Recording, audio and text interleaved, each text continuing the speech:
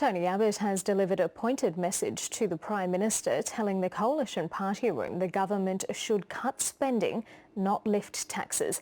It came on a day when politicians on all sides were locked in a tussle over Senate voting reform. Political editor Chris Ullman. The young colt, the old stager, the bench warmer. There are politicians who want to be rugby league stars and rugby league stars who want to be politicians. Welcome aboard, sir. Thanks, mate. Good to be back.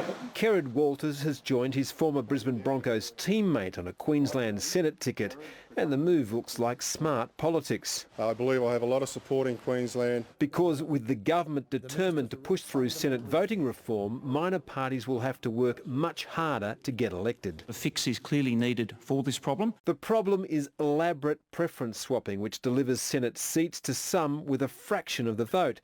The solution on offer is letting voters number more than one preference above the line. But when the Liberal Party's federal director gave evidence, there was only one question everyone wanted answered. What role will this legislation play in the decision-making of when the election will be called? The news is that only God and Malcolm Turnbull know when the election will be. Malcolm Turnbull isn't saying, but he is working on a campaign speech. Innovation, technology, investment, infrastructure. These are the keys. When the doors closed on the Coalition Party Room, the man he deposed as Prime Minister rose to speak.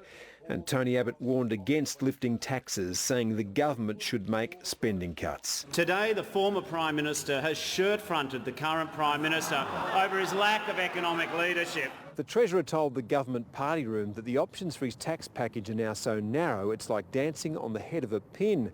And some of those listening seem determined to ensure that he's shuffling along the sharp end. Chris Ullman, ABC News, Canberra.